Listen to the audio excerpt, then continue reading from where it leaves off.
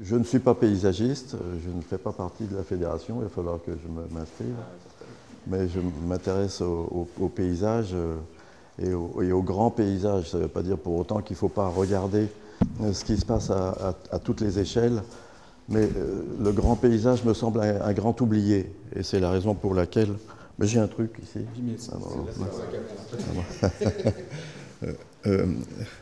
Bon, donc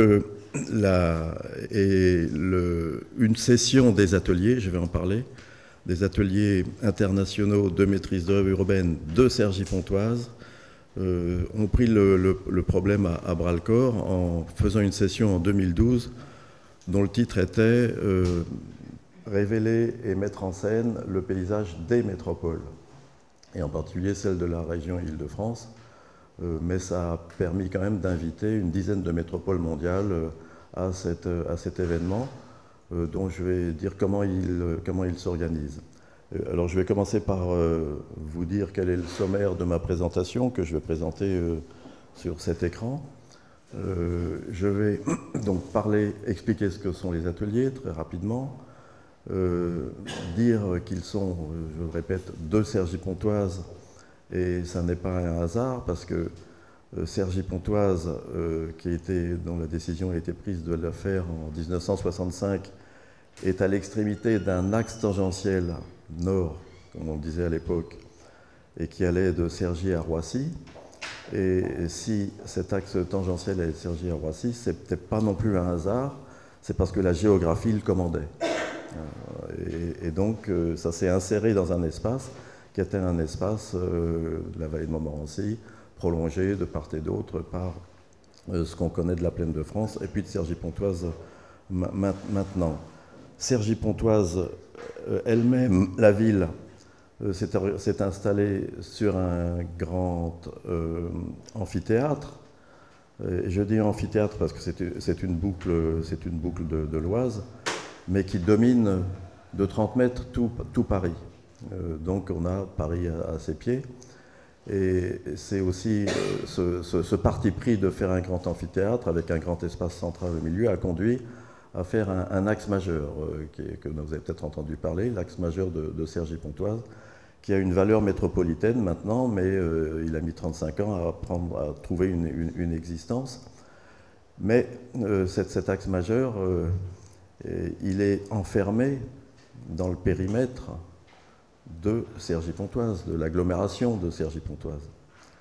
Et au-delà, c'est un panorama qui fait 30 km sur 20. C'est ça, mais je vais le commenter dans les diapos. Et chaque commune, chaque communauté d'agglomération, bien sûr avec ses propres développements, a la possibilité de pouvoir faire le type de volumétrie qui s'ajoute à tout ce qui existe déjà dans les territoires existants, sans pour autant s'occuper du bien-être de ceux qui sont plus loin, autour, et devant, et puis qui regardent, et puis qui voient. Enfin, bon, voilà. Donc le problème est bien celui de savoir comment on prend cette question et comment on l'aborde sans qu'on s'arrête à une carte plate. Aujourd'hui, on ne fait que de la planification sur des cartes plates. Donc c'est la raison pour laquelle de regarder à vue d'œil, de ne pas regarder non plus des vues d'avion. Des vues d'avion, c'est bien intéressant pour pouvoir confirmer un certain nombre de choses qu'on constate, mais ça n'est pas non plus suffisant.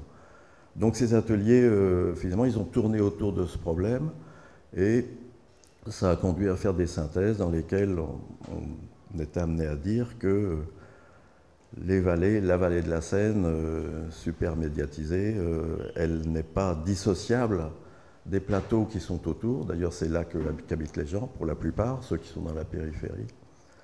Et puis, pas dissociable non plus des buttes qui ponctuent le paysage francilien. J'ajoute que, justement, cette géographie, elle a un intérêt très grand, justement, par son horizontalité et par ses faibles dénivelés. Et c'est justement aussi la raison pour laquelle elle est fragile. Et si on ne met pas en évidence cette fragilité, aujourd'hui, pour les siècles à venir, ben finalement on aura ce qui se passe partout, des opérations d'urbanisme qui vont se juxtaposer, continuer à se juxtaposer, sans tenir compte de ce grand paysage. Alors bon, avant de passer à l'ordinateur, là je dis quand même qu'il y a un certain nombre de secteurs qui peuvent faire signe dans la grande périphérie et qu'il faut les repérer et les réserver pour l'avenir, sans pour autant les utiliser tout de suite. Mais que les personnes qui s'intéressent à Paris, à son image, à la région métropolitaine de Paris, ils sont en général pas à Paris. Ils sont en général pas ici. Ce sont les Américains qui nous disent, par des articles, par des conférences, que les villes plates, je vais dire, les villes plates, il n'y en a plus beaucoup. Et quand ils les citent dans les articles, ils disent qu'est-ce qu'il y a? Il y a Washington, et Washington c'est inscrit dans la Constitution, donc par conséquent, c'est sûr, ça va le rester. Il y a Rome, et puis il y a Paris. Mais Paris, pour combien de temps? Et donc ils mettent en alerte. Voilà. Ils mettent en alerte pour dire attention, vous pouvez très bien sombrer dans la mondialisation également à ce niveau-là, sans avoir pris conscience que vous possédez quelque chose qui mérite plus que de simplement regarder un promoteur construire sa tour. Voilà. Bien, les ateliers internationaux de maîtrise urbaine, ils existent depuis une trentaine d'années et ils avaient pour vocation d'attirer les universités du monde entier à traiter d'un sujet, d'un thème qui soit localisé quelque part en région Île-de-France. Et donc le principe, c'était de dire aux universités, aux jeunes diplomables, hein, c'était des gens qui étaient, c'est pour ça qu'on les appelle en général jeunes professionnels, on dit aussi de temps en temps étudiants, mais c'est des gens qui sont à cheval sur la vie professionnelle et la fin de leurs études. On leur donne un thème en début d'année qu'ils peuvent être amenés à traiter dans les régions dans lesquelles ils habitent, dans le monde, en sachant qu'ils seront invités, pour ceux qui seront retenus, parce qu'ils doivent faire un dossier de candidature, ils sont invités à participer pendant un mois à une session qui se tient à Cergy-Pontoise et dans lesquelles ils doivent travailler en équipe de 5, 6 ou 7 personnes dans des disciplines très différentes, paysage, urbanisme, ingénierie, économie, géographie, art plastique, etc. Et faire une proposition sur le lieu qui a été mis à leur disposition en disant « vous avez toute liberté de dire ce que vous feriez si vous étiez en responsabilité ». Donc ces équipes sont mises en état de produire comme s'ils étaient appelés à le faire par un maître d'ouvrage. Et ils le font en toute liberté, et par conséquent, ils présentent à un jury d'institutionnels et d'experts à la fin leurs propositions pour, disons, voir ce qui pourrait être des apports supplémentaires par rapport à ce qui se fait localement dans un cadre précis. Donc cette image-là représente justement le type d'équipe internationale qui est appelée à venir tous les ans. Donc en 2012, je le disais, voilà, il y a eu ce type d'appel qui a été donc lancé avec ce titre que j'ai déjà donné, mais qui a changé un petit peu en cours de route, parce que je trouve que le mot acteur de la métropole était un mot plutôt positif, plutôt dynamique. Et il a été, finalement, s'est arrêté à révéler et mettre en scène le paysage des métropoles.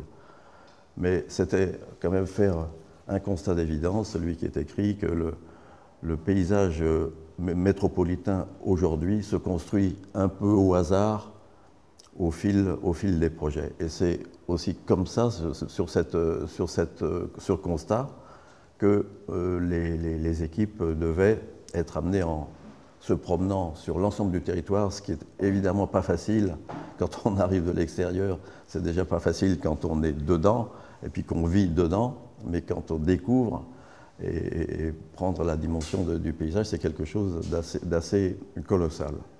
Mais ce sont des choses qui ne se sont pas faites seuls, les ateliers. C'est une espèce d'une association qui vit sa vie, mais qui n'a rien d'institutionnel. Elle est à Cergy-Pontoise parce qu'elle est née à Cergy-Pontoise, mais elle ne peut simplement être que vibryonnaire. Et donc les relations qui existent avec les institutions, l'APUR, l'IAU, l'IGN pour les cartes, la DRIEA et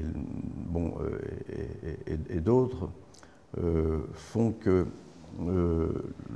les thèmes qui sont proposés, et en particulier, ça a été le cas en particulier en 2012, sont accompagnés d'études qui sont faites par chacun de ces organismes. L'APUR fabrique du paysage métropolitain, l'IAU a ressorti tous les documents de Gérald Hanning.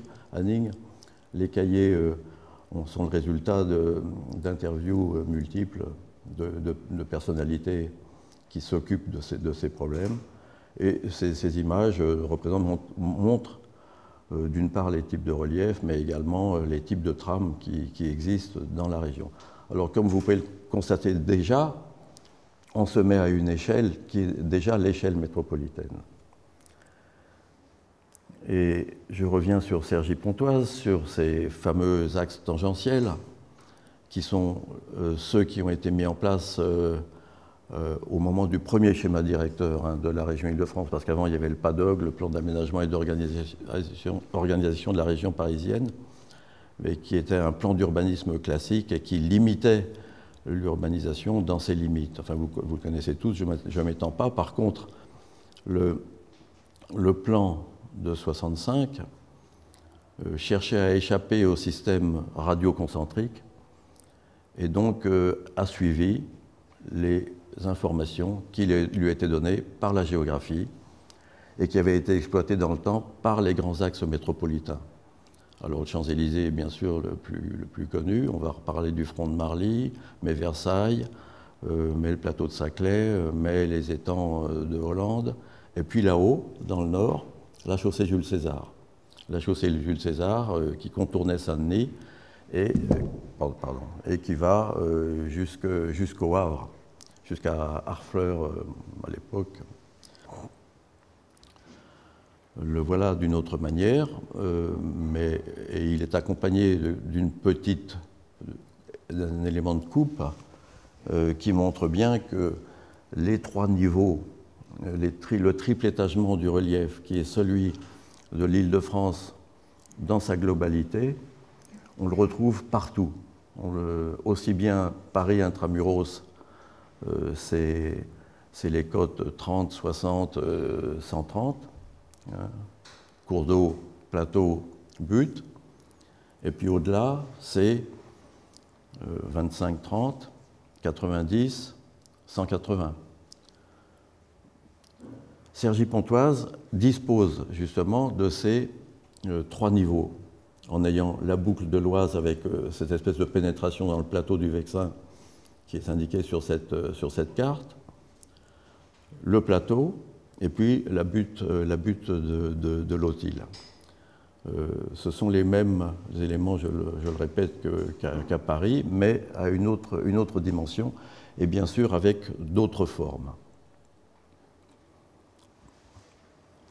Alors, de Cergy, il y avait un certain nombre de points singuliers qui sont indiqués par la carte du fond, et qui disait au départ, attention, il y a des positions architecturales majeures, il ne faut pas les louper. Et c'est ce qui a conduit à dire petit à petit que le lieu géométrique de cet espace urbain, de ce grand espace urbain qu'est la ville nouvelle, qu'était la ville nouvelle, pouvait être marqué par quelque chose de marquant. Et c'est comme ça que s'est réalisé l'axe majeur. La photo vue d'en haut est une vieille photo dans laquelle la passerelle qui est la passerelle rouge, là, qui est sur le côté, n'a été faite que dans ces dernières années. Mais l'objectif de cette réalisation était d'utiliser la totalité de ce panorama pour que la ville nouvelle ait des conditions de relation avec l'ensemble de la région et avec Paris qui soient la plus intéressante possible. Alors il y avait toute une série de relations visuelles qui pouvaient s'établir de part et d'autre du site, d'une part, mais dans le grand site, également en relation avec Paris, et puis au-delà, avec ce qui est devenu le parc naturel régional du Vexin à l'ouest.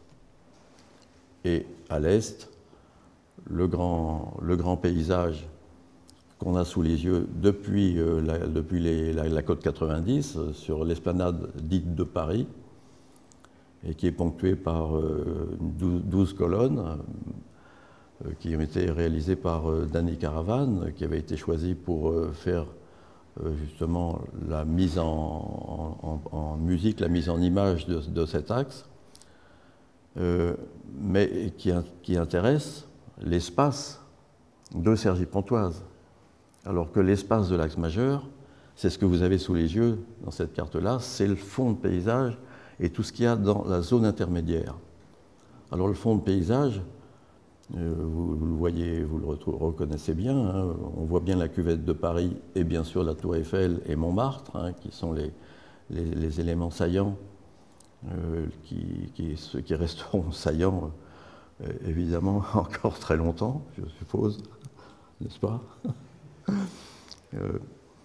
Mais c'est aussi la Défense, bien sûr, le Mont Valérien, la butte de Cormeilles, et puis ce qui cadre le paysage, c'est d'une part le front de Marly au sud, notre droite, et puis sur la gauche, la butte de Montmorency. Et tout ça est assis sur ce grand trait vert qui est la forêt de Saint-Germain. La forêt de Saint-Germain, on sait qu'elle est très grande, mais quand on la voit de cet endroit-là, c'est un trait. Et puis également, quand on voit le paysage de la côte 90, ici, on regarde vers la côte 30 et la côte 60. Quand je disais que la côte 60 était la côte de Paris, c'est la côte dans laquelle il y a l'Arc de Triomphe, c'est celle dans laquelle il y a l'Arche de la Défense, et puis d'autres choses, le Panthéon, le Trocadéro, etc. Mais donc c'est quelque chose de dominé, et d'ici, et quand on regarde, évidemment, on passe au-dessus de l'ensemble des méandres qui vont jusqu'à Paris. Et ces méandres font qu'on est sur une tôle ondulée, qui fait qu'en haut de la tôle ondulée, si on met des choses qui sont hautes, on les voit beaucoup. Et aujourd'hui, il y en a peu, parce que justement, ce qui s'est construit, c'est surtout dans les parties basses, les parties qui sont sur les versants ou le long des cours d'eau. Donc, le petit grisé qui est au-dessus du trait vert de la forêt de Saint-Germain, c'est la zone urbaine actuelle. Alors, comment est-ce qu'elle va évoluer? Comment est-ce que ce panorama va évoluer? On n'en sait rien. On n'en sait rien parce que personne n'est responsable. Personne n'est responsable. Il n'y a pas de volonté politique de dire, en inscrivant sur un schéma directeur, que, attention, là, il y a quand même une certaine fragilité, et donc il y a des précautions à prendre.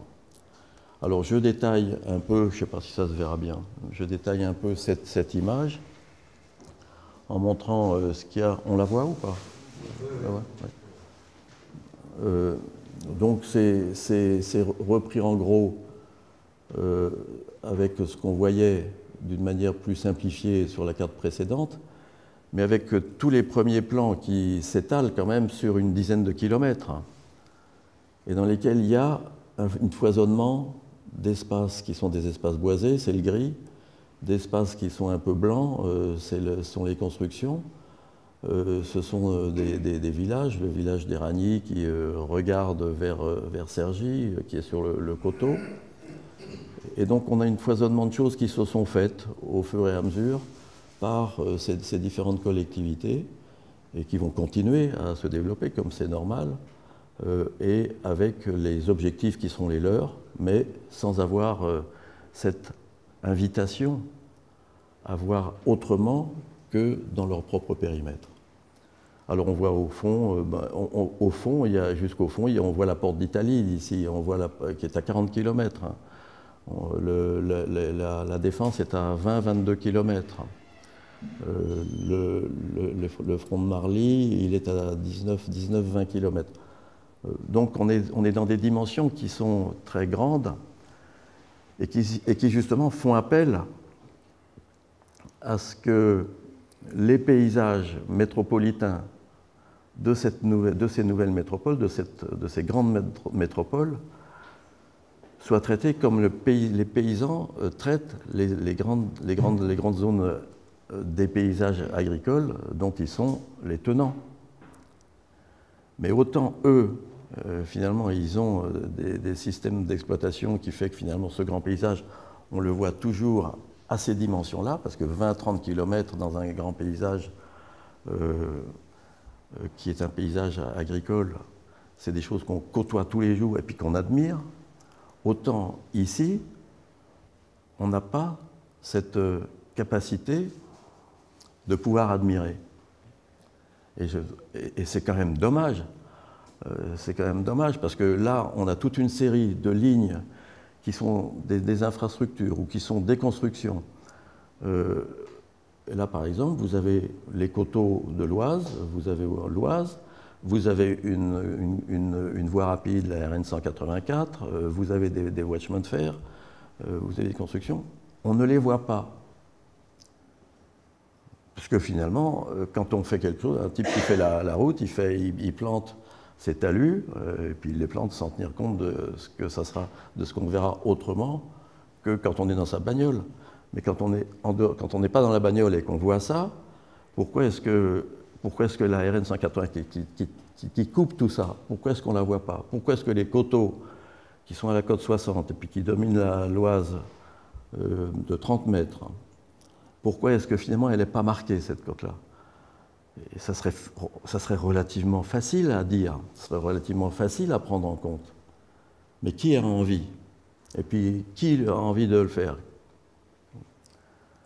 Voilà, bon, donc je n'insiste pas, je crois qu'on s'est suffisamment sensible. Ça, c'est la même chose, mais avec côté vallée de Montmorency. La vallée de Montmorency, comprise entre la butte de Cormeilles, butte du Parisis, et puis la forêt de Montmorency, la butte de Montmorency. Et c'est là que devrait s'installer la grande forêt du Grand Paris, puisqu'elle était proposée par les équipes qui avaient fait la consultation autour de Roissy, puis elle a migré dans plusieurs endroits et elle est atterrie sur la plaine de Pierrelet, qui est là, dans la liaison entre la forêt de Saint-Germain et la forêt de Montmorency. Donc ça peut être quelque chose de compact. Et donc ça peut avoir la même force, le même force que la forêt de Saint-Germain, parce qu'elle a une certaine dimension. Mais aujourd'hui, finalement, on ne le regarde pas comme ça, on le regarde au sol en disant où est-ce que ça peut passer. Alors ça peut très bien être une forêt bocage, qui serait très bienvenue d'ailleurs. Elle peut d'ailleurs avoir elle peut très bien avoir les mêmes types de paysages, quand je dis compact tout à l'heure, de compacité aussi. Mais là également, c'est probablement, si on le prend en regardant de loin, on arrivera peut-être à trouver des solutions qui sont autres que si on ne fait que regarder en plan. Pardon, excusez-moi, je passe un peu vite sur celle-ci, qui est la forêt de Saint-Germain, tout simplement, qui s'adosse au front de Marly.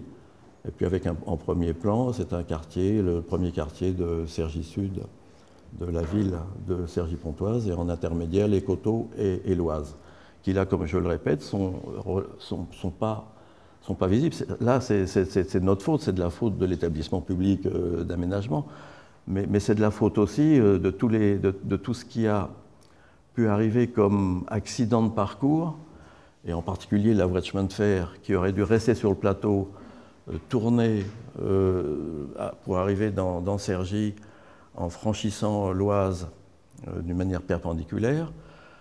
L'urgence a fait que, et puis d'autres problèmes qui ne sont pas intéressants à connaître, mais qui sont quand même des petits problèmes qui ont fait bloquer ce sujet, ce parcours, a conduit à faire la voie de chemin de fer en diagonale et qui fait séparation entre les quartiers de Cergy et puis le cours d'eau et l'Oise.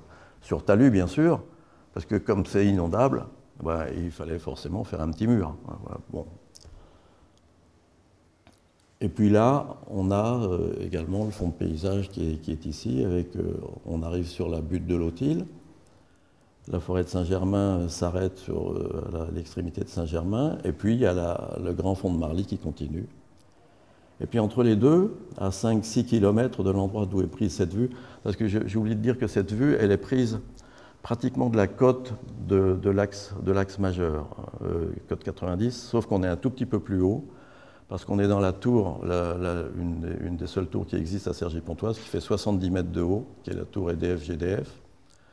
Et donc on est à 120 mètres, en gros, pas tout à fait 120 mètres, parce qu'on s'est pris des bureaux qui sont en dessous, donc à 110 mètres. Donc on est 20 mètres au-dessus de l'image que je vous ai montrée tout à l'heure, qui était l'image de synthèse de ce grand paysage.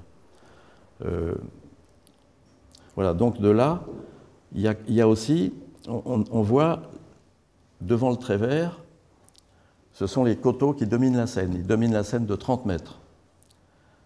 Mais alors, est-ce qu'il faut qu'on dise, ben voilà, je suis les coteaux et je domine de 30 mètres la Seine, et la Seine, elle est là, et il faut que je le vois d'ici alors que je suis à 5 ou 7 kilomètres, ou bien on s'en fout.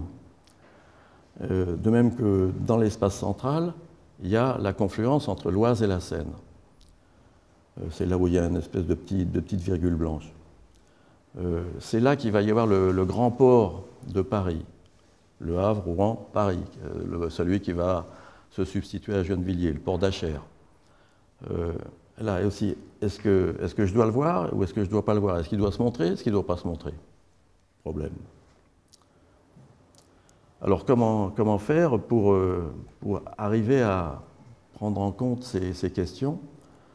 Ce n'est évidemment pas en s'appuyant sur une carte plate, hein, comme celle de gauche, qui est très intéressante parce qu'elle montre bien que finalement l'étalement il est partout et donc sur les plateaux.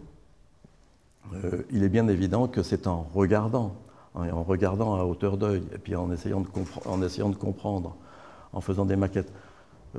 Il fut un temps où quand on s'intéressait à un territoire d'une certaine dimension, on commençait par faire, avant toute autre chose, outre le fait de visiter, de dessiner à la main toutes les courbes de niveau. Alors il y en avait beaucoup, il y en avait peu, etc. Mais ça fait que dans la main, on commence à prendre le relief. Et aujourd'hui, sur un ordinateur, quand on dessine le relief, je ne pense pas que la main y soit pour grand-chose. Taper sur une machine ou taper sur une souris, ce n'est pas la même chose que de faire le dessin de la courbe de niveau, qui est la courbe 25, qui est à côté de la courbe 30, qui est à côté de la 35, et puis etc. Et ça, ce sont des éléments d'appréciation de la géographie qui sont... c'est pas par hasard que en 1965, les axes tangentiels sont apparus, parce qu'en fait, tous les urbanistes se sont amusés à faire ces dessins à la main de la géographie. Et puis, il y a donc des cartes partout avec... voilà.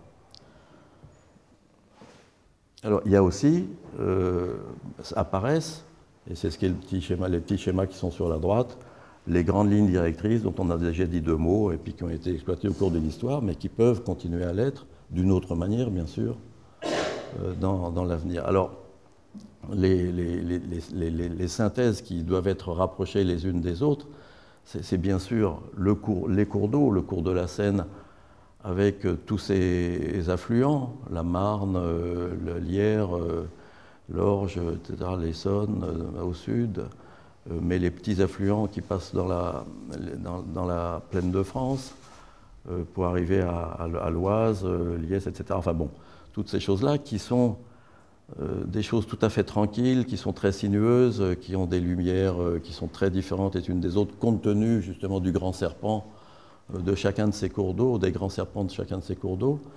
Et donc ce sont des dimensions de paysage qui donnent des unités qui sont perceptibles relativement facilement et puis qu'on prend en compte relativement facilement. Alors que les grands horizons, on les oublie. Et ça, c'est la carte d'à côté qui montre que ces grands horizons, ils sont, bien sûr, quand on les regarde sur une carte, ils sont complètement échancrés par toute une série de petites vallées qui font circuler les eaux. Mais ce qu'on voit, ce sont des grandes lignes. C'est pour ça que cette carte est schématisée comme ça, de manière à ce que ce soit les grandes lignes qui affirment leur puissance. Alors elles sont loin, elles sont pas hautes, mais elles sont extraordinairement intéressantes et elles forment la géographie, le paysage de la métropole. À côté de ça, il y a bien sûr toutes les grandes infrastructures qui sont moins pérennes que ce qui est à côté, parce que tout ça, ça va évoluer. Mais aujourd'hui, elles s'imposent. Et c'est vrai qu'elles vont conditionner la manière aussi, elles conditionnent la manière dont on va traiter du grand paysage. Et elles s'ajoutent à des éléments de vocabulaire qui sont la croûte supplémentaire dont on est responsable tous en construisant ici ou là. Alors cette grande coupe-là, elle cherche à montrer ce qui s'est passé au cours de l'histoire et ce qui se passe maintenant, et qu'en partant du cours d'eau, le trait bleu, qui est la côte 30, la côte 25, suivant la côte 40, suivant qu'on descend de haut en bas, que les côtes parisiennes, que l'épanelage parisien, c'est l'espèce de grand pointillé marron qui se dessine derrière la tour Eiffel, avec les monuments, qui sont les monuments bien connus, leur coupole, plus la tour Montparnasse, plus la porte Maillot, etc. Mais il y a aussi des choses qui vont apparaître, comme la tour des Batignolles. La tour des Batignolles, dont je sais que, effectivement, de Paris, elle n'aura pas d'impact, parce que je sais que la Pure, Blanche-Côte, etc., ils ont fait toutes les études qu'il fallait pour que de 180 de haut, elle redescende à 160. Enfin, je parle sous le contrôle de Christiane Bianco. Mais de l'autre côté, ceux qui viennent de l'autre côté, qui s'occupe d'eux? Qui s'occupe de savoir que le Sacré-Cœur, la butte Montmartre, elle existe? On met des grosses valises devant, et puis on s'en fout. Et puis la tour des Batignolles, on s'en fout de ce qu'elle va donner par là. Alors quand on va arriver par le pont de Gennevilliers, aujourd'hui on a un paysage qui est assez extraordinaire. Malgré ces grandes valises dont je parle, il existe encore. Mais pour combien de temps? Aujourd'hui, personne ne s'intéresse de savoir comment tout l'espace qui est entre Épinay-sur-Seine, Argenteuil, et puis Clichy, proche de Paris, etc. Alors ça va peut-être venir, mais on va nous le dire, mais pour le moment, je ne sais pas. Alors apparaissent aussi là-dessus les éléments de la géographie qui s'imposent. Alors il y a des gros titres, le front de Marly. Alors lui, je vais revenir tout de suite, je vais revenir dessus. Il a une certaine hauteur. Parce que j'ai oublié de dire quand même que là, dans la carte des grands horizons, en fait, il y a trois grands secteurs qui se manifestent. Il y a le Parisis, c'est ça.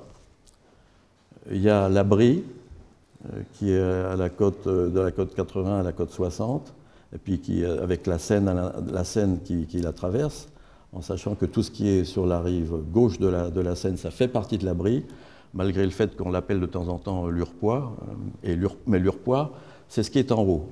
C'est ce qui est à la côte 170, c'est-à-dire c'est le plateau de Saclay, c'est justement la forêt de Marly, et puis c'est ce qu'il y a en dessous, la forêt de... Zut, elle m'échappe, bon, peu importe. Enfin, en tout cas, ce sont les plateaux hauts de la région Île-de-France. Donc, ils sont extérieurs à la région. On les voit pas. Quand on est dans les deux autres secteurs, on les voit pas. C'est quelque chose de fermé. Par contre, eux peuvent voir. Et donc là, le front de Marly a donc une importance particulière dans les deux sens. C'est-à-dire qu'en fait, c'est un balcon pour ceux qui sont en haut, et c'est une paroi pour ceux qui sont en bas. Suivant la manière dont on va les traiter, ça restera une paroi ou ça ne le restera pas. Et je le dis tout de suite, mais aujourd'hui, on le voit très bien. Quand on est dans le train, quand on est sur la route, on le voit, c'est loin, mais on le voit.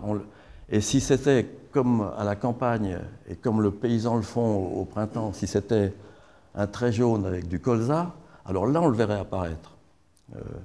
Mais aujourd'hui, évidemment, il n'y a pas de colza dans cette forêt. Mais il pourrait y avoir un artiste qui, tout d'un coup, se dise « Mais moi, je suis capable de pouvoir faire quelque chose, et puis je suis capable de pouvoir transformer ce vert de la forêt en rouge pendant des petites périodes du jour ou de la nuit. » Et à ce moment-là, tout d'un coup, on découvrirait. Parce qu'on s'aperçoit que quand on parle du front de Marly, en fait, on parle dans le vide, on ne sait pas ce que c'est. Bon. Alors, les éléments de vocabulaire, c'est ce qu'on connaît tous. Hein, c'est à la fois les éléments qui se sont réalisés au cours des siècles, ce que j'appelle la ville discrète, parce que c'est François Choët qui l'appelle comme ça, la ville discrète. Et puis maintenant, c'est devenu la ville cube. Et comme la ville cube, on peut la faire à toutes les dimensions, que toutes les hauteurs sont permises compte tenu des nouvelles technologies, eh ben, ça prend la place de la géographie. Et moyennant quoi, un immeuble de 50 mètres, il efface la totalité de ce qu'on peut être amené à voir, pour ceux qui sont en bas, pour ceux qui sont à mi-niveau, pour ceux qui sont en haut. Ça, c'est un dessin à droite, c'est un dessin de Hanning. C'est donc pas jeune hein, comme information, ça. C'est 1976, un plan de composition urbaine de 1976, qui n'a jamais été exploité parce qu'il est tellement riche d'informations que finalement il est difficile à lire et il est difficile à exploiter. C'est l'architecture, mais c'est aussi les ouvrages d'art. Et ce qu'on connaît de l'intérêt des ouvrages d'art dans le franchissement des cours d'eau, c'est vrai que quand on voit les plateaux, la manière dont ils peuvent se relier les uns aux autres, par des franchissements qui seraient au même niveau que les plateaux, non seulement ils mettraient en valeur d'en bas les vallées, mais ils mettraient en valeur également toute la géographie de la région quand on est sur le plateau. Pourquoi est-ce que les ouvrages d'art dans ces grandes métropoles, en région Île-de-France, il y en a, je ne dis pas qu'il n'y en a pas, il y en a beaucoup, mais ils restent très bas, sauf peut-être pour les voies de fer. Bon, il y a le pont le viaduc de Joinville, il y a le pont Eiffel de Conflans, il y a le grand viaduc au niveau de Chantilly. Enfin, il y en a, mais pourquoi est-ce que le viaduc de Millau, on est capable de le faire à Millau et qu'on n'est pas capable de faire un ouvrage de cette dimension pour franchir la Couleuvre, hein, pour franchir, si la D118 qui passe par Saclay, etc., au lieu de descendre, faire des virages, d'emmerder tout le monde en bas, et puis de remonter, et de ne pas savoir où on est, de passer à côté de Massy, dont on ne sait pas que Massy existe, puis de redescendre dans la Bièvre, et puis on remonte, et puis on arrive dans la forêt de Marly, et on passe à travers des lignes électriques. Si ça, on avait fait un grand trait droit, on aurait mis l'équivalent d'un demi-pont de Millau, même pas un quart de pont de Millau, et on aurait finalement un paysage dans cet endroit-là qui aurait une valeur urbaine considérable. Considérable parce que Massy, aujourd'hui, ça n'existe pas dans le paysage, mais il n'existerait pas un machin comme ça. Saclay, le plateau de Saclay, là aussi, il est dans les lignes directrices dont on parlait tout à l'heure. Aujourd'hui, on ne le sait pas. On ne sait pas, mais donc on continue, on avance, etc. Mais, alors je dis pas qu'il faut faire un Champs-Élysées sur le plateau de Saclay, mais savoir qu'on est dans ce type de ligne directrice, c'est une manière d'engranger des informations qui fait que quand on fait un projet dans un endroit, on essaye peut-être de se dire attention, et sur le plateau de Saclay, comme il y a plein de flottes, on pourrait utiliser la flotte aussi pour faire des choses. Bon. Donc voilà, c'est une petite carte de synthèse qui dit voilà, il y a tous les endroits dans lesquels il faudrait pouvoir faire attention, porter une attention, en faire une réserve d'avenir. Je rappelle que Montmartre, c'était une petite butte qui arrivait à la côte 130, puis qui se voyait un peu dans le paysage parisien. Et puis quand le Sacré-Cœur est arrivé, il a doublé la dimension. Il est 83 mètres de haut. Donc ça, on savait faire. Aujourd'hui, est-ce qu'on sait, c'est pas joli Montmartre, mais n'empêche que, je veux dire, Montmartre est bien, le Sacré-Cœur c'est pas très joli, mais c'est quand même top quand même par rapport dans le paysage. Voilà. Donc je vous montre pas d'image parce que je les ai pas là, mais j'ai d'image de ce qui s'est passé à côté de la butte de Cormeilles, à Argenteuil. Il y a un plan d'urbanisme, il y a ou un poste, un plus, je ne sais quoi. Et moyennant quoi, on peut construire des immeubles de telle hauteur, on peut obtenir une dérogation, etc. Puis quand on a un architecte qui est un peu habile, qui vante le soleil, les vues, etc., puis qui peut faire un immeuble qui fera 200 mètres de long, qui fera 50 mètres de haut. Donc, vous vous rendez compte, les gens qui vont habiter là-dedans, comme ils seront heureux, c'est vrai. Et puis le promoteur, il sera également content.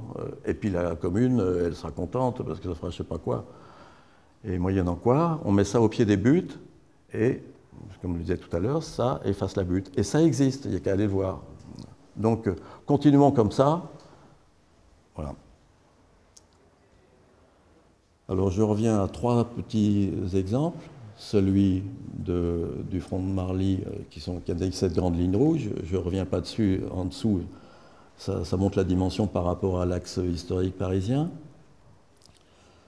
Les coteaux de Romainville, alors comme je n'en ai pas encore parlé, j'en parle maintenant, parce que c'est ce qu'on voit quand on arrive en avion, quand on est sur l'autoroute, quelquefois, sur l'autoroute du Nord, quand on est sur certains itinéraires à côté du Bourget et autres, c'est ce qu'on voit. Alors c'est l'image d'en dessous. Alors ces coteaux de Romainville qui vont depuis le parc de Paris, là, les Buttes-Chaumont, merci, jusqu'à Villiers-le-Sec, les coteaux, ils sont habités, mais ils sont habités par des petites maisons qui sont joliment tranquilles dans un espace qui reste boisé.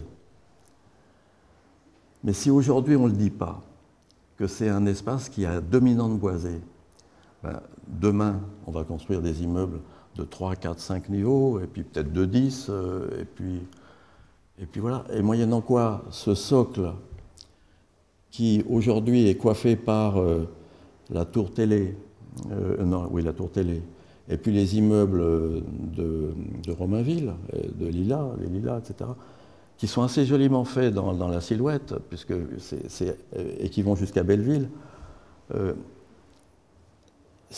tout ça va se noyer dans la masse, et on aura perdu une dimension essentielle dans la découverte du grand paysage parisien. Au même titre qu'aujourd'hui, maintenant que le métro arrive jusqu'au Lilas, Pourquoi est-ce qu'il n'y aurait pas une nouvelle tour Eiffel à côté de... Je dis tour Eiffel à côté de la tour télé, parce que la téléphone mobile ou tous les autres trucs comme ça, ils auront besoin d'une antenne supplémentaire quelque part un jour. L'antenne qu'ils ont faite de 450 mètres de haut, elle est où? Elle est à Maudétour, dans le Vexin. Alors c'est une espèce de tige comme ça. C'est une tige qu'on ne voit pas. Alors il y a un petit éclairage en haut parce qu'il faut faire les avions, il faut qu'ils fassent attention. Elle est tenue par des fils. Mais ici, elle serait très bien. Puis on pourrait monter dedans pour aller voir ce paysage fantastique qui serait celui de toute la périphérie et qu'on verrait d'une autre manière que celui qu'on aurait de la Tour Eiffel. Bon, c'est finalement ce genre d'opportunités qui pourraient être saisies si on les a en tête. Et puis si quelqu'un en défend le principe, et puis que ça se fait savoir, on dit « Ah ben finalement quelqu'un a parlé d'eux, etc. » Bon, oui, ben allons-y, pourquoi pas. Et vous, Bouygues, machin, etc., qui allez construire votre truc, pourquoi est-ce que... Voilà. Bon. Autre exemple, celui de Villiers-le-Bel. Vous êtes tous passés un jour probablement par la RN16 en venant de Chantilly. Et puis Villiers-le-Bel, c'est à côté d'Écouen. Écouen, c'est le château de la Renaissance, c'est le musée de la Renaissance. C'est un château magnifique qui donne sur le nord vers le parc naturel régional de l'Oise maintenant, c'est donc la campagne. Il y a à côté de lui une grande forêt qui est une forêt pour l'essentiel public. À côté de ce château, il y a également un fort, un fort qui est un fort comme tous les forts qui ont été construits au XIXe siècle. Et puis, il y a cette route. Et de cette route, on est à la côte 90, 100, et tout d'un coup, on découvre ce paysage-là qu'on a sous les yeux. Alors, c'est un dessin, mais les photos, évidemment, seraient mieux. Et elle montre ça, elle montre Montmartre, elle montre la tour Eiffel, elle montre la tour Pleyel, elle montre tout Sarcelles, elle montre tout ce qui est la périphérie, mais vu d'en haut et qui, par l'effet de cumul dans la vision, fait que voilà, on le perçoit autrement. Et en le percevant autrement, finalement, on pourrait très bien amener à dire, mais finalement, c'est un paysage, mais c'est un paysage, et ce paysage, comment il va évoluer, lui aussi? Mais comment est-ce qu'on peut arriver à le faire connaître? On pourrait le faire connaître très facilement, non pas seulement en s'arrêtant sur cette RN16 et en bloquant ses freins, parce que derrière, il y a quelqu'un qui va rentrer dans le derrière, parce que c'est le seul... Il n'y a aucun parking pour s'arrêter, il n'y a rien. Donc c'est un truc fugitif, mais par contre, c'est sur la RN16, elle passe sur cette butte que vous voyez là, et elle est dans les mêmes positions, c'est pour ça que j'ai mis la terrasse de Saint-Germain à côté, dans les mêmes positions, mais au nord, de ce qu'est la terrasse Saint-Germain, à l'ouest. Si quelqu'un en prenait également prenait intérêt à ce genre de situation et en tire quelque chose, il y a tout ce qu'il faut comme élément pour pouvoir le faire. Et puis en même temps, c'est sur Villiers-le-Bel. Ça donnerait quoi comme image à Villiers-le-Bel, hein? Qu'est-ce qu'on connaît comme de Villiers-le-Bel, si ce n'est les relations entre la police et les voyous, et les motocyclistes, etc. Villiers-le-Bel, ça serait le Saint-Germain-en-Laye du Nord. Ah bon, ça serait lié à Écouen au lieu d'être un truc... bon. Donc voilà, il faut essayer. Il faut essayer de faire autre chose. Mais pour essayer, il faut d'abord alerter, et puis ensuite essayer de pouvoir faire inscrire le maximum de choses avec le minimum de moyens sur les plans d'urbanisme. Pourquoi est-ce qu'une région métropolitaine n'a pas les moyens de faire ce que font les grandes marques automobiles dans le monde, d'avoir des laboratoires super équipés avec des gens super compétents qui passent leur temps à faire des images de ce que seront leurs bagnoles, et que nous, on n'est pas capable de dire il y a 12 millions d'habitants qui habitent là, ils vivent là-dedans, et puis ils ont quoi comme carrosserie dans leur... Voilà, bon, voilà, j'ai fini.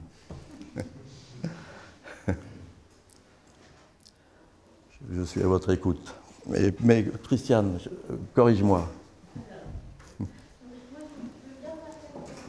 Bien sûr. D'abord, je trouve que toutes les questions qui sont aujourd'hui à l'échelle à laquelle ils sont posées, c'est-à-dire qu'on est, on est vraiment dans la construction métropolitaine et on est vraiment sur ces enjeux qui rejoignent ceux de la gouvernance métropolitaine, qui font qu'on a peut-être une petite chance de pouvoir poser les questions de paysage à la bonne échelle.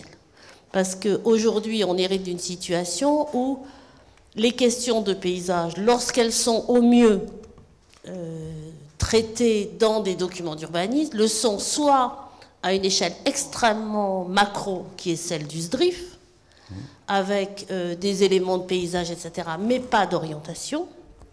Mais pas d'orientation qui sont donnés, c'est-à-dire qu'on fournit un certain nombre d'éléments de connaissance du paysage, mais il n'y a pas d'orientation, j'y reviendrai. Et sinon, on est à l'échelle des PLU. Alors, on a un PLU par commune, hein, donc, et chacun regarde le paysage à l'échelle de la commune. Ce qui, évidemment, n'est pas la bonne échelle pour arriver à commencer à traiter du paysage. Et même Paris, qui a quand même une surface assez grande par rapport à toutes les autres communes d'Île-de-France, ne regarde son paysage que intramuros, et c'est même pas intramuros, c'est ce qu'on appelait le Paris cristallisé ou le Paris historique, etc. C'est-à-dire que tous les cônes de vue de protection dans Paris sont tournés vers les grandes perspectives historiques. Aucun ne regarde vers l'extérieur, sauf un qui est à la poterne des Peupliers, qui regarde vers la coupole de l'hôpital de Villejuif, et aucun cône des voisins ne regarde vers Paris. Donc on est sur des communes qui aujourd'hui sont autistes les unes des autres sur les questions de paysage. Donc ça c'est un peu le constat. C'est pas fait pour te réjouir, Bertrand, mais c'est de ça dont on est. Aujourd'hui, moi il me semble qu'on a justement les moyens de poser cette question-là, et je crois que les ateliers de Sergi ont bien fait de le poser, et que je pense qu'il faut continuer, parce que justement l'échelle métropolitaine va permettre, avec un certain nombre d'outils, et notamment PLU métropolitain, etc., si on veut, de se donner les moyens d'avoir des outils de gestion du paysage ou de contrôle, en tout cas, des paysages dans les projets, et en fait d'avoir des outils qui plaident pour la responsabilité, ce que tu as très bien dit, à la fois des concepteurs et à la fois des gouvernants. Alors, tu parlais de l'art de dessiner les courbes de niveau. Aujourd'hui, il faut savoir que les outils, ils sont autres. Nous, c'est la raison pour laquelle on avait sorti ce petit ouvrage de la fabrique du paysage métropolitain, c'est que les outils cartographiques et les outils 3D, et notamment aujourd'hui, par exemple, le Google en 3D, qui existe sur l'ensemble de l'agglomération, permet, de regarder vraiment en 3D et de se positionner à un point et de voir, de regarder qu'est-ce qu'on voit, et y compris d'y intégrer des projets et de contrôler l'effet et l'impact des projets depuis un certain nombre de lieux. Donc, moi, je crois qu'on est plus dans, comment dire, un plaidoyer pour la conscience et la mise à disposition de tous d'outils qui permettent de contrôler, plutôt que dans des interdictions aujourd'hui de faire telle ou telle chose a priori à tel ou tel endroit. Moi, je crois que 50 mètres, quand on est dans Paris, dans un Paris dense, dans le Paris dense aujourd'hui, et on a commencé à faire à regarder ça, c'est intégré au vélo. Le 50 mètres, il dépasse légèrement de la masse des toits, mais il est encore dans le vélo. Le même 50 mètres dans un tissu pavillonnaire ou dans la plaine de France, il devient un élément extraordinaire. C'est-à-dire qu'on est moins dans un débat sur la hauteur en soi que sur la hauteur relative. Je crois que tu dis ça toi-même quand tu parles de la butte Montmartre sur laquelle on met le Sacré-Cœur, ou le Panthéon sur la butte Sainte-Geneviève, et ou le même bâtiment qu'on met en bas sur la plaine et sur la côte la plus basse. Mais là, c'est encore plus vrai avec la construction métropolitaine, parce qu'on va avoir des projets qui vont avoir des forts impacts dans des tissus qui sont peu denses. Et donc, cette transformation du paysage, elle va être extrêmement forte et extrêmement contrastée. Et moi, je ne crois pas qu'on va aller vers la masse. C'est-à-dire que là, on a un peu... Voilà, je ne suis pas sûre qu'on va vers une masse. Je pense qu'on va vers des accents de plus en plus nombreux dans l'ensemble de l'agglomération dense. Un peu comme en d'autres temps, ça a été le cas dans Paris. Notamment, par exemple, dans les années 60, avec l'Italie, avec le front de Seine, etc. Donc je ne dis pas que les projets qui vont être faits ressembleront au front de Seine ou à l'Italie, mais ça sera cette grandeur-là de projet. Les projets qui sont en préparation à Pleyel, qui sont en préparation dans un certain nombre de lieux, etc., ils sont de l'ampleur de ce qu'étaient les grands sites de rénovation parisiens des années 60. Donc il y a là effectivement un enjeu extrêmement fort. Et voilà, moi je peux dire que ça, quoi. On a les outils aujourd'hui, et notamment les outils informatiques, qui permettent en tout cas de regarder très vite et très aisément les projets dans le paysage, y compris dans le grand paysage, y compris à 30 km, à 20 km, etc.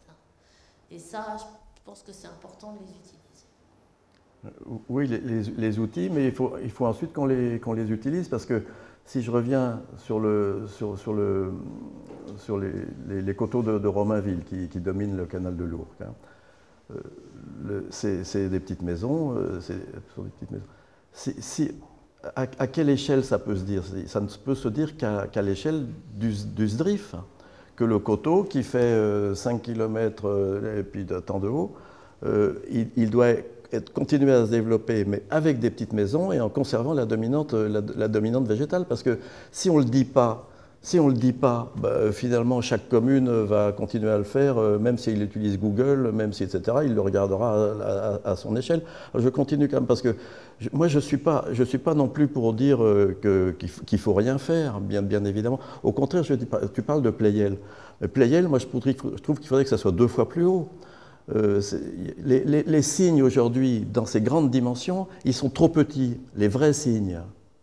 Et quand je disais que le Sacré-Cœur faisait 84 mètres de haut par rapport à Paris, c'est effectivement un vrai cygne, parce qu'il s'ajoute aux 70 mètres de but. Donc ça fait pas seulement 83 mètres, ça fait en fait ça fait le double.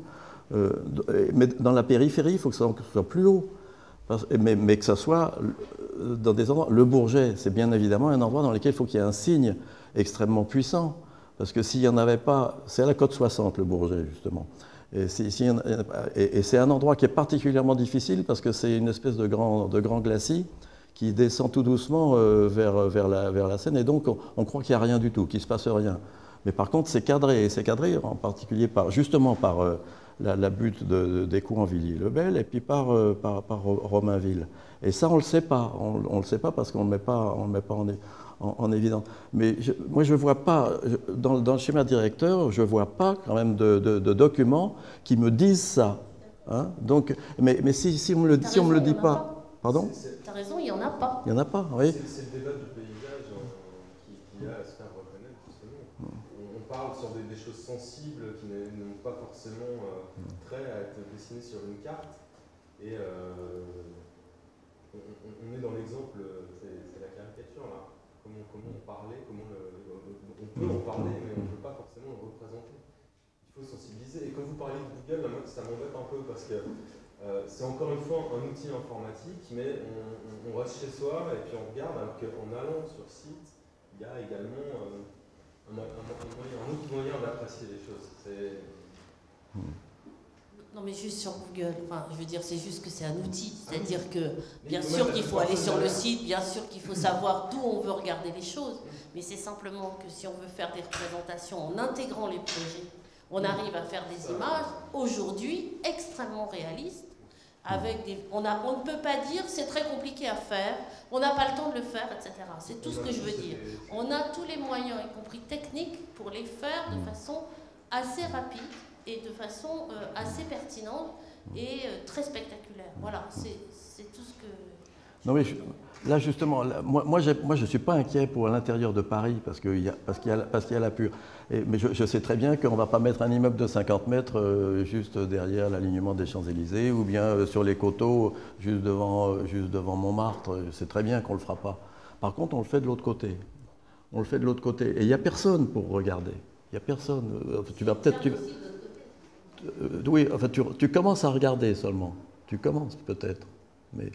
Mais bon, parce que là aussi, la tour des Batignolles, moi j'ai été à une réunion à Clichy, qui disait moi je vais faire ma tour à Clichy, ils vont faire leur tour, enfin ils ont l'ambition de faire leur tour. Bon donc, pardon ? Chacun veut faire sa tour. Au même titre que dans chacun des grands ensembles, ben, quand on faisait les bars comme ça, ben, on en mettait une comme ça parce qu'il fallait qu'il y ait un clocher, etc. Bon, donc on est dans la même logique. Mais au lieu de rester dans une logique qui est à tout petit format comme ça, on se met dans une grande. C'est pour ça que je dis, des grands trucs, il en faut bien sûr. Mais si on dit, voilà, il y aura un grand truc ici, c'est pas la peine d'en faire là, c'est autre chose. En fait, ce que vous dites, c'est qu'il n'y a pas d'outils. Ce que vous dites, c'est qu'il n'y a pas d'outils clairs et juridiques, presque, entre le SDRIF et le PLU. Il n'y en a pas. Cela dit, aujourd'hui, on a, pour les AC, par exemple, on a inventé l'étude d'impact, qui a un peu la vocation pour l'environnement, un peu cette vocation d'articulation. Pourquoi on ne l'aurait pas au niveau du paysage?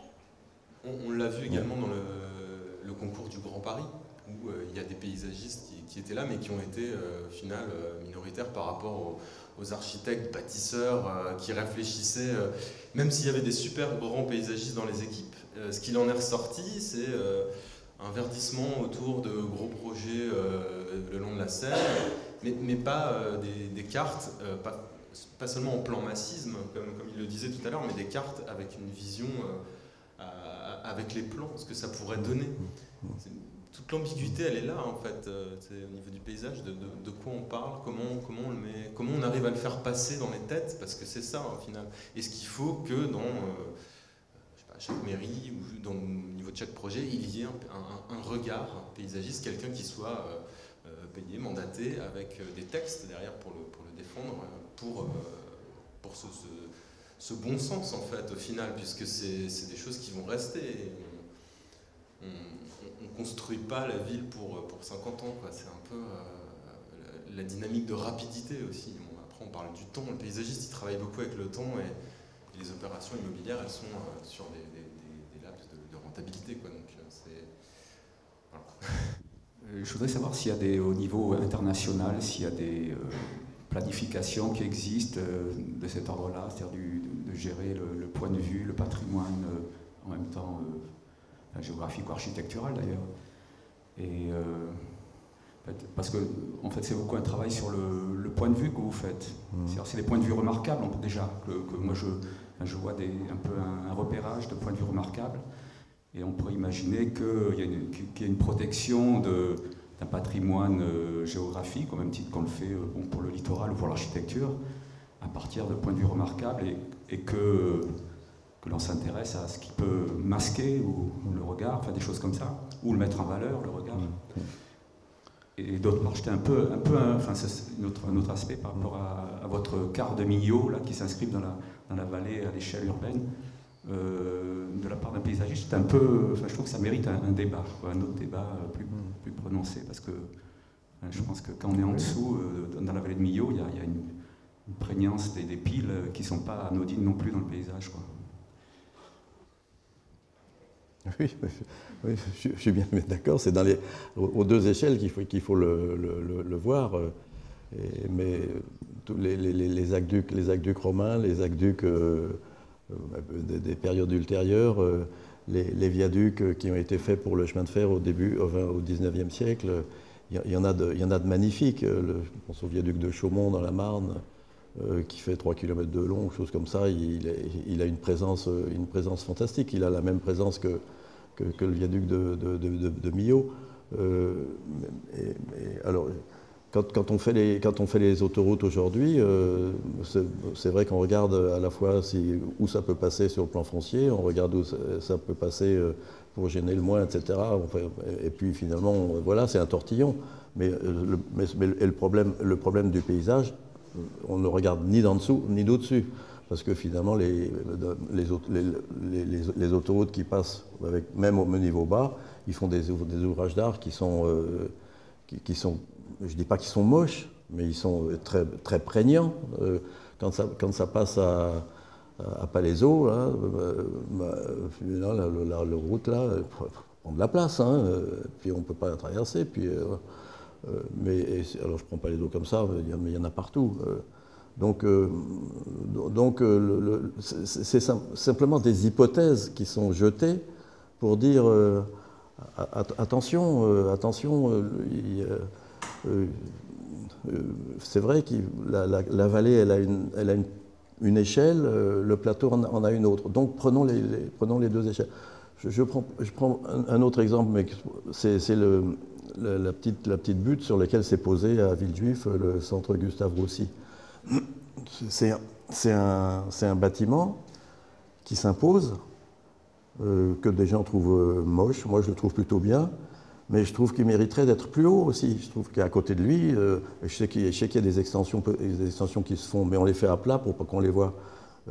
Pourquoi? Alors que c'est le seul endroit, quand on vient de l'autoroute du Sud, quand on vient d'Orléans, c'est le seul endroit tout d'un coup on découvre un truc fantastique, le panorama de Paris. Alors la tour Montparnasse joue un rôle, mais également tous ces cubes qui sont dans la vallée de la Bièvre en dessous, et puis au fond la tour Eiffel et autres. C'est un endroit magnifique. Et là, le machin de Roussy, le centre de Gustave Roussy, il est entre le viaduc l'aqueduc de aide-moi Marion, là, comment il s'appelle le viaduc d'Arcueil, voilà.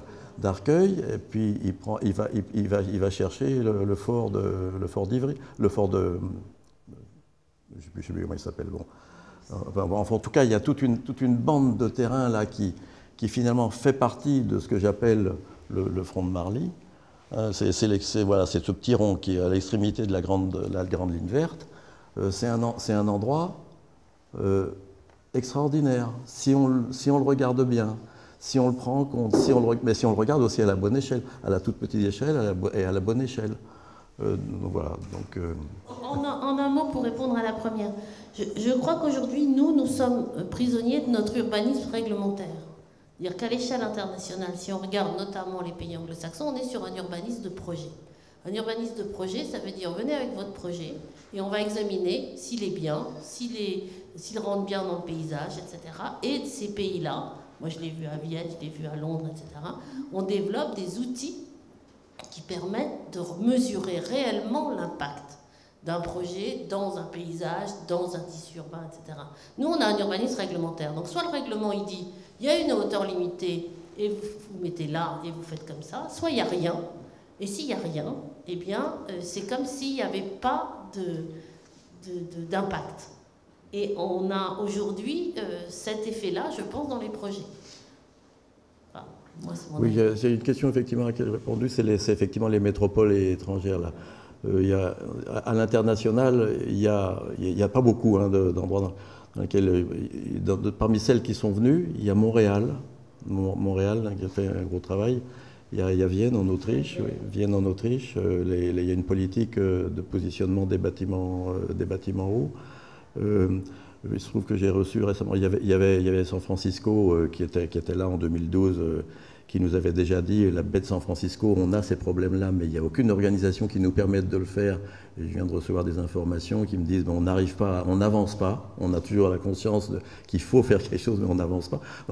Donc il y a petit à petit des métropoles qui cherchent à répondre à cette question. Et je crois que c'est effectivement les deux qui sont les plus avancés, c'est Montréal et Vienne. Mais je ne suis pas assez expert de tout ce qui se passe ailleurs pour savoir si les choses... Bon, moi je suis très critique sur Londres, je suis très critique sur Moscou, mais je pense que c'est quand même, on a laissé faire quand même. Il y a quand même, en ce moment, à Bordeaux, je ne sais pas si vous êtes au fait de ce qui s'y fait au niveau métropolitain. Un petit peu. Il y a ce qu'ils appellent 55 000 hectares pour la nature. En parallèle, il y a aussi un projet métropolitain qui s'appelle 50 000 logements autour des grands axes.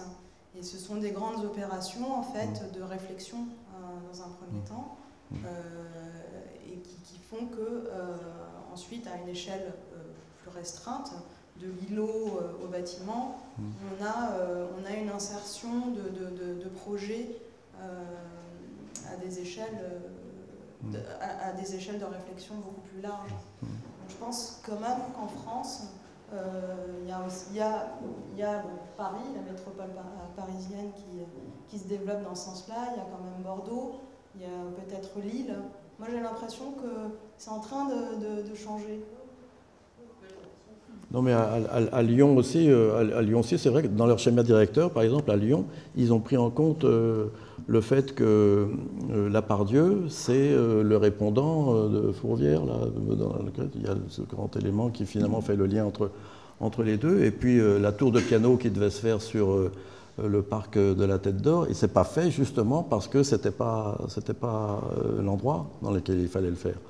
Donc il y a, c'est vrai, des réponses, mais c'est dans des réponses, c'est vrai, dans des villes de grande dimension, mais qui n'ont pas la dimension métropolitaine encore.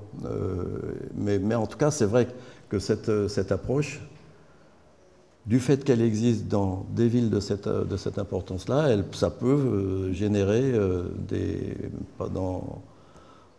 ailleurs ce type de réponse que vous évoquez là. Ouais. Je travaille dans un département de la Petite Couronne, dans le 94, le département du Val-de-Marne, au niveau du Conseil général. Et on a essayé de mettre en place justement une étude des éléments de patrimoine paysager, et dont justement les fameux points de vue, c'est pour revenir à la question des infrastructures que soulevait monsieur, et du poids des infrastructures du type viaduc de Millau. Et donc la caractéristique un peu de ce département, suite à un certain nombre de points de vue qu'on a répertoriés, c'est qu'en fait on a cette micro-géographie relativement fine et subtile qui est souvent complètement concurrencée par des infrastructures de transport métropolitaines du fait de la proximité de Paris. Enfin, bon, c'est la caractéristique justement des communes de la première couronne, et donc ce paysage était grabouillé par le poids de ces infrastructures je pense à la 6, je pense aux infrastructures du RER, qui génèrent presque une géographie concurrente, leur propre géographie. Donc ça, c'est effectivement, c'est vraiment une première difficulté qu'on a, nous, dans notre département, qui est très très urbanisé, très dense, et ça va continuer. Et par rapport à la lecture que tu faisais du paysage de Cergy-Pontoise, hein, où on a encore la chance de lire les grands reliefs géographiques, les crêtes des plateaux et les buttes. Nous, en Val-de-Marne, on lit plus grand-chose, à tel point que les gens, en l'occurrence il s'agit du CEE qui a fait l'étude, quand il s'agissait justement de mettre en place les panoramiques, on était obligé de mettre des repères architecturaux du style tour mercuriale, enfin des éléments comme Gustave aussi, parce que finalement la géographie, on n'arrivait plus à la voir et on ne comprenait pas ce qu'on voyait en fait. C'est la réelle difficulté qu'on a.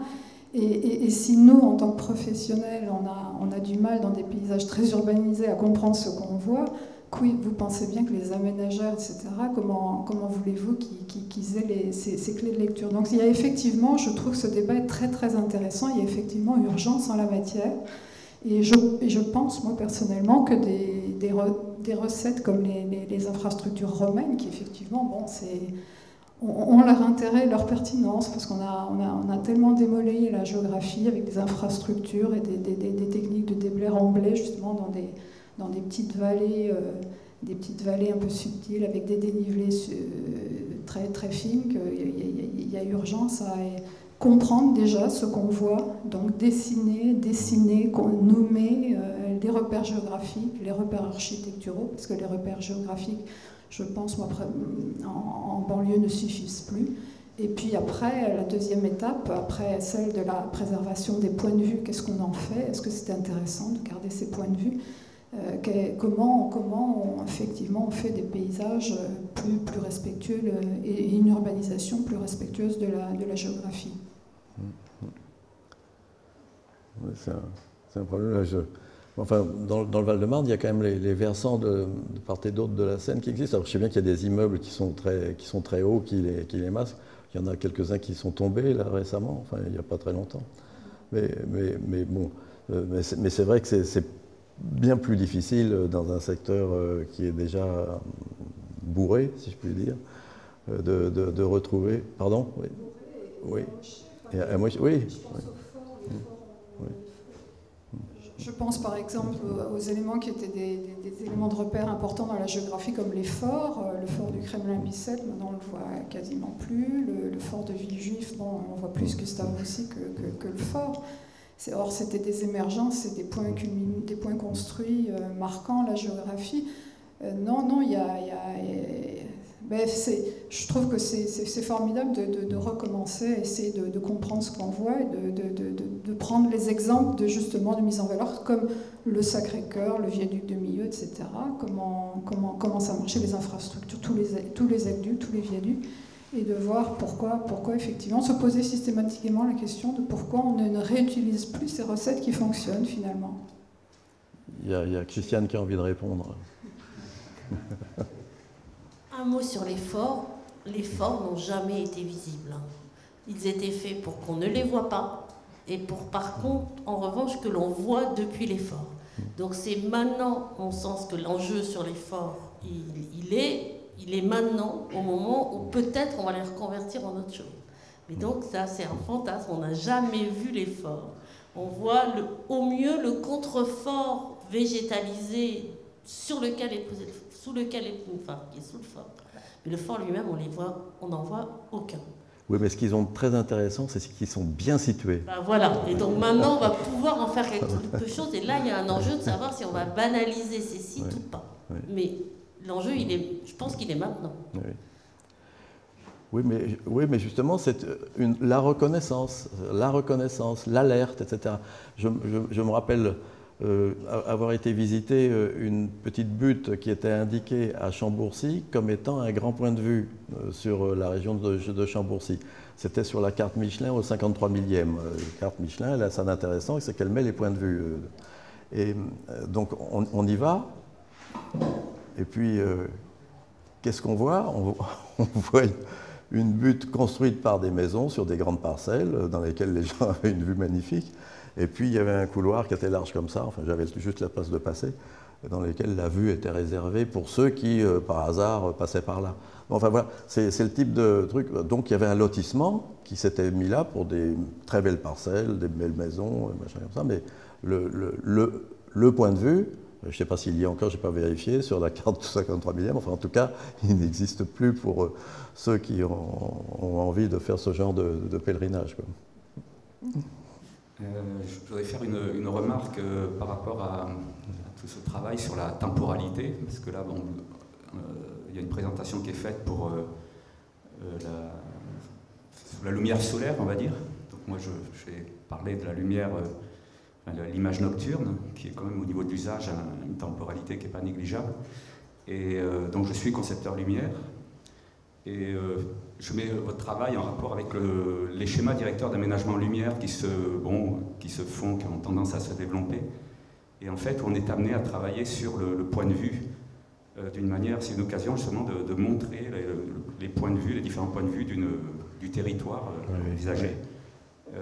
Et de traiter, de faire des remarques sur ce qu'il faut mettre en valeur par rapport à ce que l'on voit. Donc il y a quand même un travail très parallèle, enfin semblable. Voilà, donc c'était une remarque par rapport à la facette nocturne qu'il faudrait rajouter à votre travail. Alors là, ça j'en suis convaincu, et ça, je suis bien content qu'effectivement vous évoquiez ce problème-là, parce que c'est vrai que c'est très intéressant la nuit de se balader, parce qu'on découvre des choses. C'est vrai que, je reviens au front de Marly, s'il y avait des lumières dans le front de Marly, tout d'un coup il existerait. La grande ligne verte, là, elle existerait. Quand je reviens de Paris et que j'arrive sur Cergy par l'autoroute, si je suis sur l'autoroute ou dans le train, si j'ai la possibilité de regarder par... il y a des points hauts qui sont fugitifs, qui font qu'on voit les versants de l'Oise en face, qui sont donc à cette cote 90. Et le jour, c'est un truc qui est ponctué par des trucs qui sont sans intérêt. La nuit, ça devient une lumière, ça devient le trait de l'horizontale de la géographie, il réapparaît grâce à la lumière. Et pareil, quand on est sur la A180, la francilienne, et qu'on vient de Cergy pour aller à Roissy, l'éclairage de Roissy, il y a des vues de l'autoroute qui sont absolument magnifiques, mais c'est grâce à la lumière, justement. Et en particulier la lumière rouge de l'immeuble rond. Oui, bonjour, excusez-moi, j'espère que ce ne sera pas trop naïf, puisque je suis architecte et pas paysagiste, mais j'ai bien l'impression de comprendre que finalement on a une sorte de disparition du paysage face à toute urbanisation qui se fait depuis déjà plus d'une quarantaine d'années. Et j'ai l'impression d'entendre dans votre discours en fait ce que j'ai ressenti la première fois que j'ai visité Cergy. C'est-à-dire qu'en fait, il y a une sorte de volonté de produire des signes, enfin une posture qui fait qu'on va vouloir produire des signes pour tenter de ne pas faire disparaître ce paysage face à une production de plus en plus haute, qui cache de plus en plus. Et finalement, en fait, je pense que ça rejoint les questions qui ont été amenées jusqu'ici, c'est-à-dire qu'il y a une sorte de volonté presque de spectacularisation du paysage pour éviter qu'il disparaisse. Enfin, j'ai ce sentiment-là, en fait. Oui, mais je suis d'accord. Oui, je suis tout à fait d'accord. Mais qu'est-ce qu'il y a de contradictoire avec le fait d'habiter dans un truc qui finalement est mis en scène? C'est pas... parce que ça, c'est quand même une critique que vous faites, dire finalement, est-ce qu'il faut s'intéresser au paysage? Non, la question n'est pas est-ce qu'il faut s'intéresser au paysage? Enfin, c'était pas une critique, c'était vraiment une question dans le sens où, effectivement, je m'interroge en tant qu'architecte moi-même, est-ce que ce paysage-là, il faut le mettre en avant d'une manière vraiment construite, ou est-ce que lui-même peut exister de son propre chef, d'une certaine manière? Est-ce qu'on est obligé de le surjouer pour qu'il existe, ou est-ce qu'il faut vraiment bâtir quelque chose pour le faire exister? Oui, je comprends mieux là, oui. Parce qu'à Cergy, on a fait des tas d'erreurs. Hein. On a fait des tas. Je vais revenir sur l'image de Cergy. À Cergy, quand on a dit c'est là qu'il faut faire une ville nouvelle parce qu'il y a le site, etc. Ça peut être un endroit dans lequel on peut habiter agréablement, et donc ça va se transformer. Et puis il y a ceux qui disaient, et ils n'avaient pas tort, c'est un site qui est beau, donc il faut le classer, donc il ne faut pas construire. Et donc le problème s'est posé immédiatement, dire est-ce qu'on peut s'installer dans un site qui est beau et puis en profiter en tant qu'habitant, mais il faut trouver la solution qui finalement fasse qu'on continue à sentir ce site, ou bien est-ce que c'est vrai, il faut aller ailleurs, parce que Cergy, l'autre alternative de Cergy, c'était de faire comme à Marne-la-Vallée, c'est-à-dire en fait d'avoir un urbanisme linéaire. Il y avait une route, il y avait une voie de chemin de fer, il y avait un plateau idéal. Les grues, les machins, la gare. La résistance à cette option d'un urbanisme linéaire qui était tout à fait dans les lignes du modernisme, finalement il a été contrarié par ce choix de dire que si on prend cet amphithéâtre, d'un quartier on voit l'autre, et puis la ville, elle, avec son centre qui reste naturel, qui est la dimension du Central Park, l'espace central au milieu, ça peut devenir dans le temps quelque chose qui sera très intéressant à habiter. Alors, moyennant quoi, tous les endroits dans lesquels il y a le plus de courbes de niveau, dans lesquels il y a plus sur l'Autile, depuis l'Autile qui est la butte, qui fait séparation entre la Seine et l'Oise, il y a une forêt, mais on a également des vues qui donnent tout ça. Donc, et c'est vrai que de Cergy, quand on est dans le quartier de Cergy, on voit ce fond de paysage. On le voit très bien. Alors, de deux choses l'une. Ou bien on construisait des bâtiments relativement hauts, et puis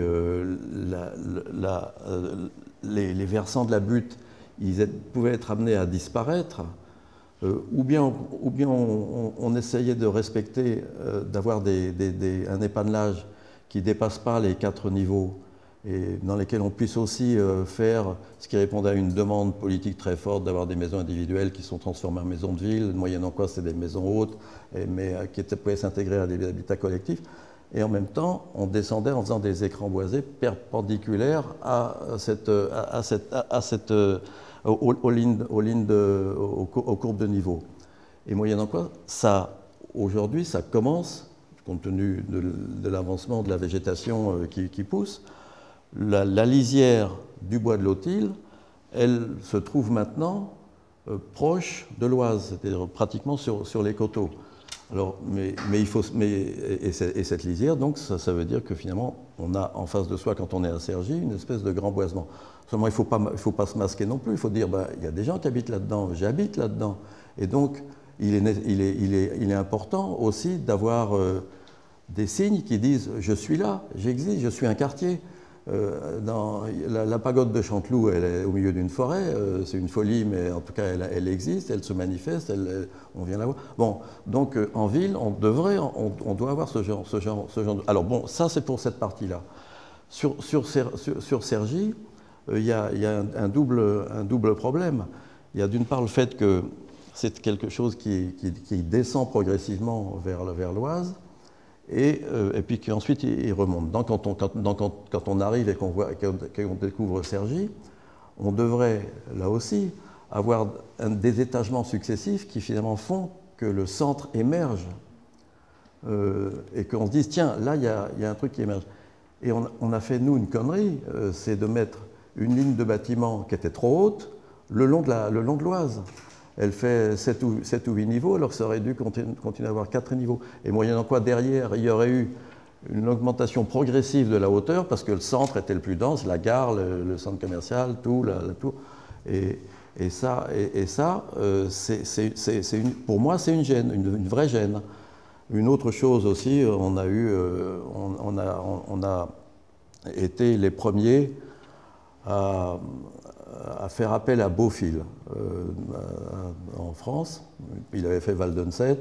On dit, ce type-là, il est intéressant, il faut vraiment qu'il reconstruise, on va le chercher. Puis on lui dit, fais-nous quelque chose.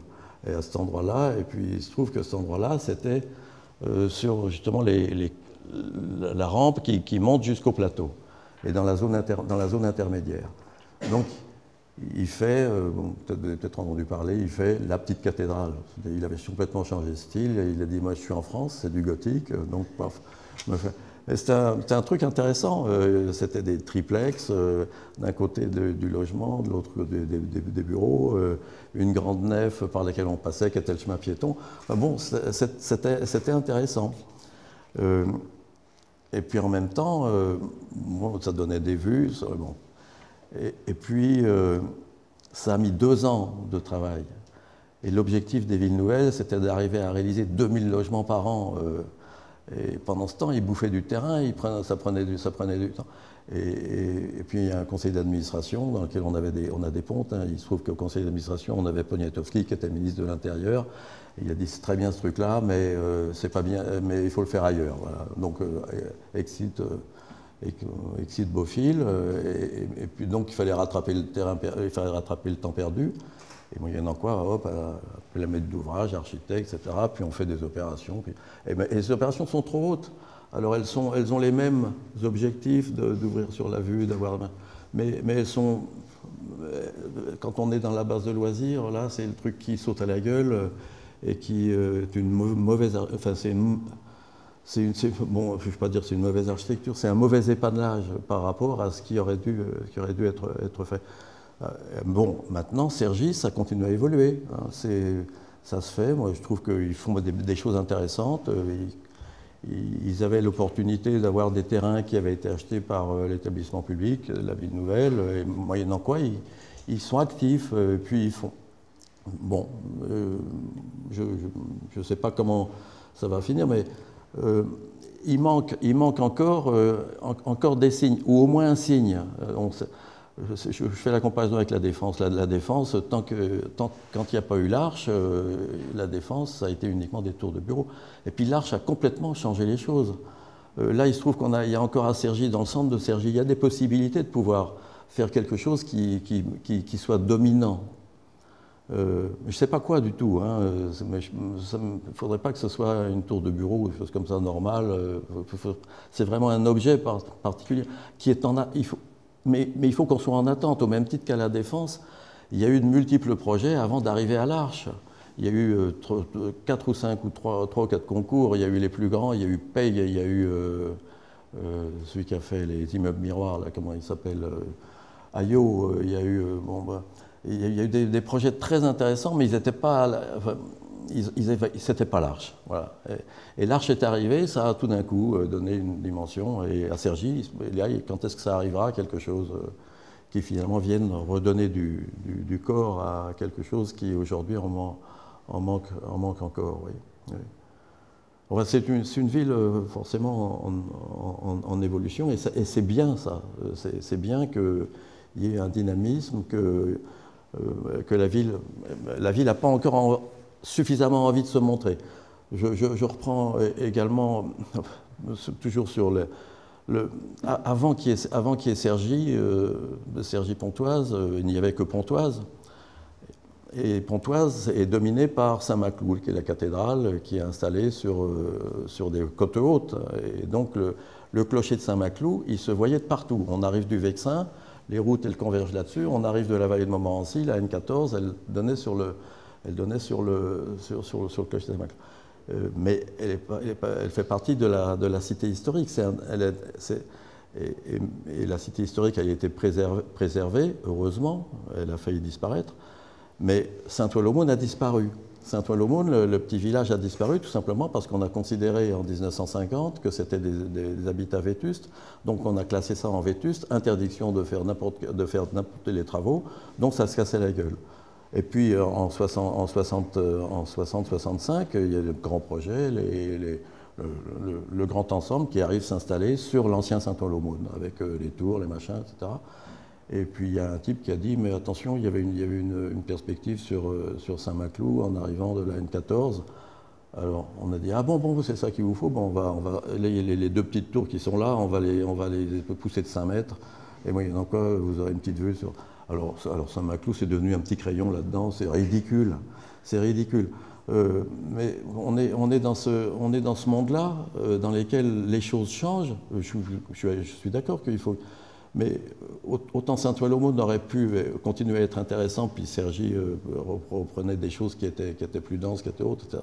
Mais c'était trop tard. L'engagement financier était donc voilà, on ne peut plus arrêter cette catastrophe. Mais elle a été arrêtée sur Pontoise au bon moment, parce que Pontoise devait disparaître. Pontoise était classée également en élément vétuste. L'établissement public, la mission d'aménagement Cergy-Pontoise est arrivée. Elle dit, mais faites pas cette connerie. Nous, on va construire les saloperies modernes, garder les trucs anciens. C'est chez nous qu'il faut que ça se passe, c'est pas chez vous. Et au contraire, restaurer, il y aura les ambiances différentes. Et c'est la même chose pour les villages qui entouraient d'ailleurs. Il fallait que les villages absolument conservent leur caractère. Donc ça a été l'optique de Cergy-Pontoise. On a fait beaucoup de bêtises, mais on a fait aussi des essais d'engager un processus qui permettait de pouvoir retrouver une qualité de vie dans un paysage qui soit un paysage contenu, maintenu, ordonné, et puis voilà. Je pense qu'on peut remercier chaleureusement.